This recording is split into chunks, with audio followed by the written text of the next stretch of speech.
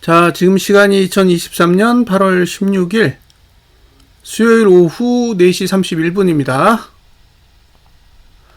코스피 200 지수 1.5% 하락해서 331.28. 상해 지수가 전분기 저가를 깼죠. 3144 붕괴했습니다.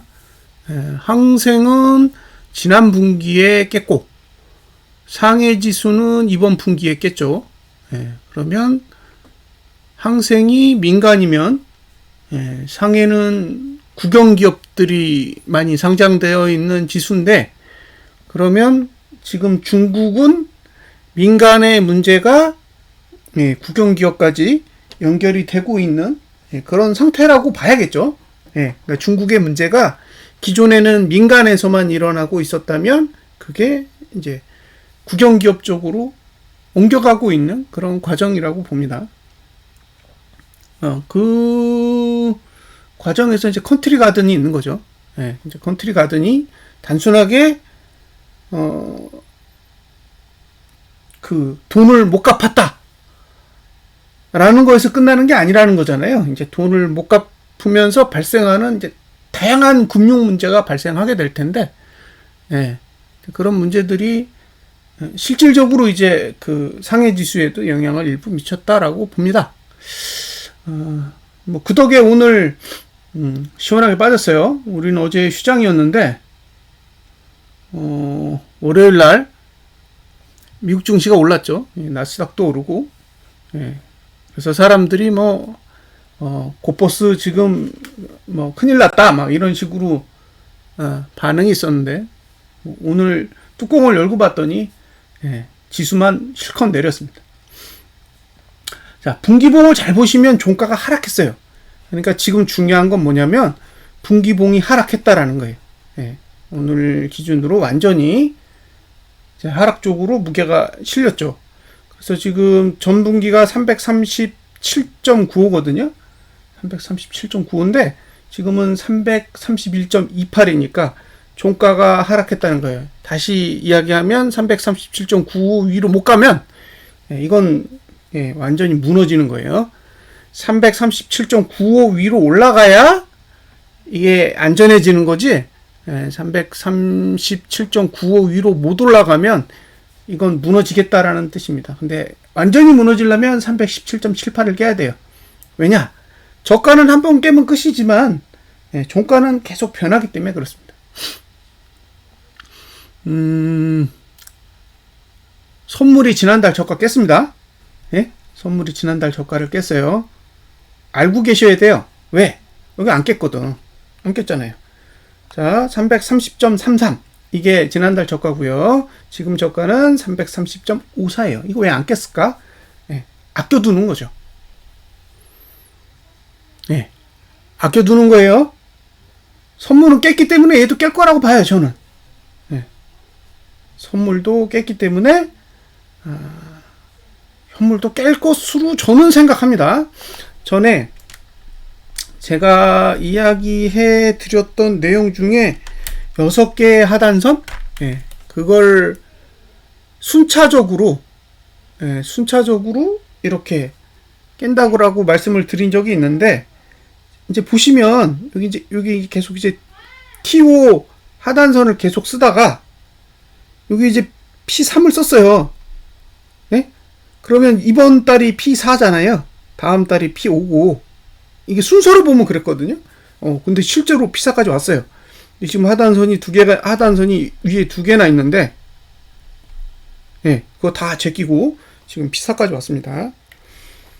이제 저가 깨지면 이제 P5까지 볼 수 있는 거예요. 저가를 깨면 P5까지 노려볼 수 있다. P5가 얼마냐? P5가 여기잖아요. 324예요. 324. 그러니까 재수가 좋으면 이번 달에 320대 초반의 지수까지도 잘하면 볼 수 있을지도 모르겠다 라는 생각은 할 수 있는 거죠. 99.84. 자, 주봉. 주봉은 이게 설명드린 게 뭐냐면, 자, 잘 보세요. 종가 투자 심의도가 여기서 한 번, 그죠? 여기서 두 번 내렸어요. 하나, 두 번 내리면서 이게 제일 낮아졌단 말이에요. 제일 낮아지면 기존의 종가 중에 제일 낮은 것보다 낮아져야 되잖아요. 그게 331.57입니다. 실제 내려왔잖아요. 자, 보세요. 네, 내려왔죠? 네. 이걸 얘기한 거예요. 네? 그러니까 제가 얘기한 건 이거라고요. 투심 구조로 종가 투자 심리도가 가장 낮은 위치에 있기 때문에 가야 되는 목표도 331.57 아래까지 가야 된다 그래도 오늘 찍었어요. 근데 중요한 건 뭐다? 얘는 종가예요. 종가이기 때문에 금요일에 이 수치 아래에 있어야 됩니다. 오늘 수치 아래에 있는 건 의미가 없어요. 금요일에 있어야 돼요. 종가 기준이기 때문에. 자, 일봉. 여기는 완전히 이격을 벗어나서 끝난 상태라 뭐 할 얘기가 없어요. 이격이 여전히 벌어져 있습니다. 그래서 이건 내리려면 위로 올라가야 돼요. 여기까지 332.99 여기까지 올라갔다가 이렇게 내려가면 되는데 이건 이제 매수도 안 되고 매도도 안 되고 그런 거죠. 그러니까 오늘 저가를 안 깨면 매도는 안 돼요. 매도는 안 됩니다. 이건 매도할 수 있는 구조가 아니에요. 저가만 지키면 매수하셔도 되지만 저가를 붕괴하면 매수는 안 되는 거죠. 매도는 그냥 홀딩만 할 수 있습니다. 신규 매도는 없다. 자, 올봉. 여기 저가 깨졌다는 거예요. 여기. 깨졌죠. 그러니까 지금 선물 지수의 전월 저가가 깨졌기 때문에 그러면 현물 중에서 코스피 200, 그 다음에 코스피 지수 둘 다 이제 지난달 저가를 깰 가능성이 높다는 거죠. 여기가 깨졌기 때문에. 그래서 그 부분을 좀 참고하시라는 거예요. 나스닥 100 선물도 지난달 저가 깼기 때문에 월봉도 현물도 깰 거라고 예상하는 것처럼 똑같은 구조를 지금 만들어 놨습니다. 여기도 최저가 모드죠? 최저가. 여긴 최저가 모드가 아니네요. 여기는 최저가 모드가 아닙니다. 아니에요. 최저가 모드라고 보기 어렵네요. 현물만 최저가 모드다. 여기는 이제 볼 게 없어요. 볼 게 없습니다. 공중에 떠 있어요. 내려가려면 334까지 올랐다가 이렇게 내리면 내려가기 좋은 구조가 되겠죠. 그래서 이런 구조에서는 신규로 매도 못 합니다. 내려가면 땡큐인데 이건 신규 매도할 수 있는 구조가 아니에요. 자, 그리고 코스피에서 보셔야 될 거는 월봉 하나만 보여드릴게요. 월봉 하나만 보시면 저가 안 깼다는 거 이거 이해되시죠? 무슨 얘기인지. 2515를 깨야 됩니다. 그러니까 10% 정도 더 내려야 돼요.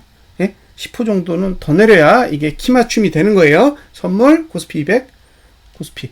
그래서 그 코스피 200 지수는 1.5% 내리고 코스피 지수는 1.76% 내렸어요. 왜냐하면 키 맞추기를 하려면 더 많이 내려야 되기 때문에 그래요. 그래서 이런 일이 일어난 이유를 대충은 알고 계셨으면 좋겠고, 자, 분기봉도 여기 하락했죠? 분기봉도 하락했는데 얘는 저가가 어디냐면 2455에 있어요. 2455.99. 그러면 지금 2525.64에서 2455.99를 빼면 이제 69.65 남았단 말이에요. 69.65. 69.65를 2525.64로 나누면 몇 프로냐면 2.75% 남았다고. 2.75%가 여기서 더 내리면 상방은 끝나는 거예요. 여기서 중요한 건 상방이 끝나는 거예요. 하방이다라는 뜻이 아니에요. 상방이 끝나는 거예요. 상방이 끝나면 어디까지 볼 수 있느냐? 미니멈이 작년 저점, 맥시멈은 코로나 저점이에요. 그러니까 2455.99를 찍으면 미니멈 작년 저점까지는 갈 수 있는 구조가 만들어져요. 작년 저점까지는 갈 수 있는 구조가 만들어지는 거고, 근데 작년 저점을 올해 가느냐 내년에 가느냐 이제 그 차이가 있는 거잖아요. 만약에 올해 간다 그러면 저는 이제 코로나 저점까지의 공간이 열린다고 봐요. 그 정도의 공간을 갈 수 있는 구조가 만들어져요.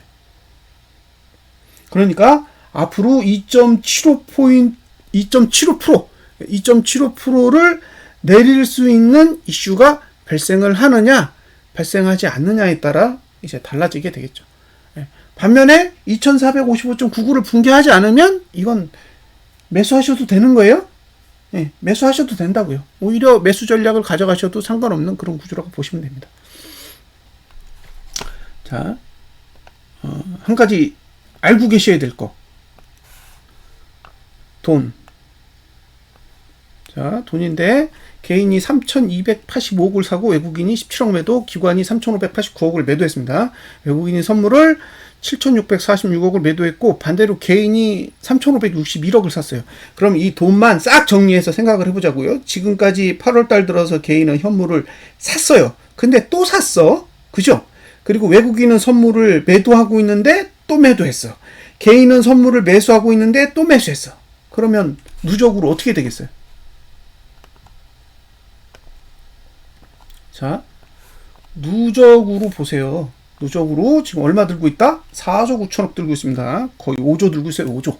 5조면 1% 하락하는데 500억씩 버는 거예요. 1% 하락하는데 500억씩 번다고. 그죠? 그리고 1% 빠질 때마다 개인은 162억씩 잃어요. 1조 6,203억을 들고 있습니다. 이게 큰 거예요. 예? 이게 상당히 크다고.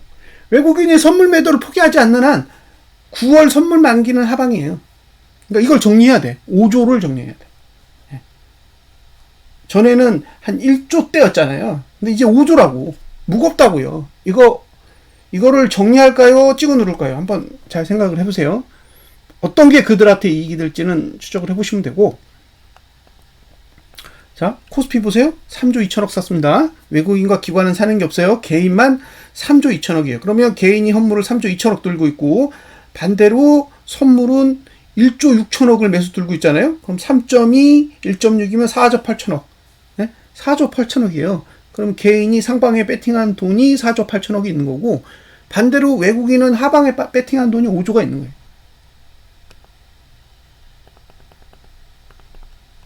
자, 그리고 누적으로 보세요. 3조 2천억밖에 없어요. 매도가. 그럼 개인이 현물 매도한 게 3조 2천억밖에 안 되는데 외국인은 선물 매도만 들고 있는 게 5조예요. 그럼 단기적으로 내리면 누가 이득을 보겠어요? 작년에 개인이 매수한 게 16.6조인데 지금 매도한 건 3.2조밖에 안 되니까 13조는 개인이 보유하고 있는 거예요. 개인이 보유하고 있는 거라고요. 그럼 이게 상승장이라고요? 네, 상승장의 자금 이거밖에 안 된다. 이거 한 달치도 안 돼요. 네, 그러니까 지금 8개월 동안 누적된 개인의 현물 매도가 한 달치도 안 된다고. 그거를 잘 감안하시라는 거예요. 그러니까 이게 지금 지수가 상승하려면 개인은 주식을 팔아야 되는 거지. 지금처럼 주식을 계속 매수하면 봉이 계속 무너질 수밖에 없습니다. 그걸 감안하시라는 거예요. 자, 분석 마치겠습니다.